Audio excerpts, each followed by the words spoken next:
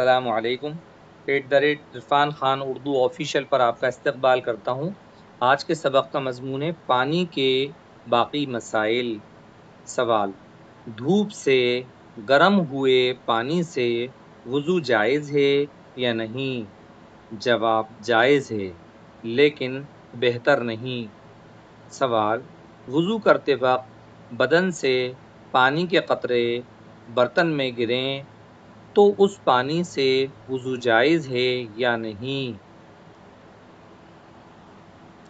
جواب: وضو کرتے وقت جو پانی بدن سے گرتا ہے، اگر بدن پر نجاست حقیقیہ نہ ہو تو وہ مستعمل پانی کہلاتا ہے۔ دکھنے والی گندگی، دکھنے والی نجاست یعنی گندگی، حقیقیہ دکھنے والی نہ ہو تو وہ مستعمل پانی کہلاتا ہے۔ مستعمل پانی غیر مستعمل پانی میں مل جائے تو اس کا حکم یہ ہے کہ جب تک مستعمل پانی کی مقدار غیر مستعمل پانی سے کم رہے اس وقت تک اس سے وضو اور غسل جائز ہے،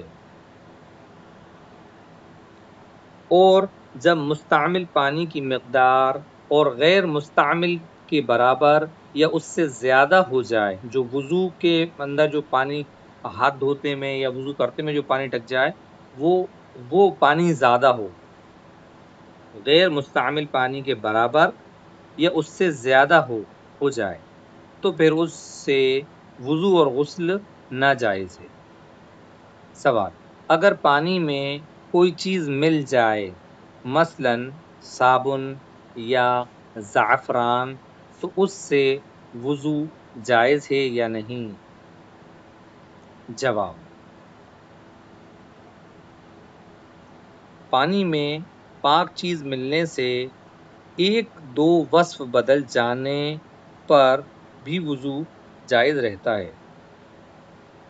اس میں ہوتا ہے نا، پانی میں کا رنگ بدل گیا، پانی کے اندر سے بو آنے لگی اور پانی گاڑھا ہو گیا، تو جو تین وصف ہیں، ابھی دو وصف بھی بدل جائیں تو پانی وضو جائز رہتا ہے، لیکن اگر تینوں بدل جائیں کہ وہ گاڑھا بھی ہو جائے تو پھر وضو ناجائز ہے۔ ہاں، جب تینوں وصف بدل جائیں اور پانی گاڑھا ہو جائے تو وضو ناجائز ہو جاتا ہے۔ سوال: اگر تالاب یا حوض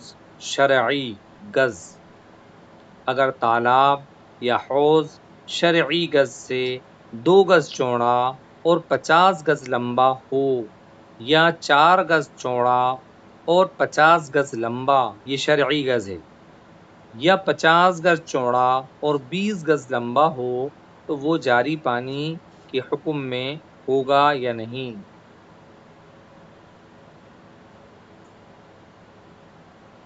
جواب: ہاں، وہ جاری پانی کے حکم میں ہے۔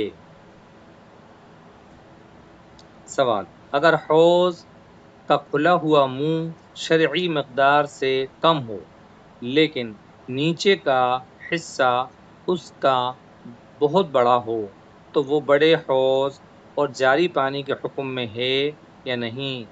جواب: حوض یعنی کہ کافی بڑا سارا پانی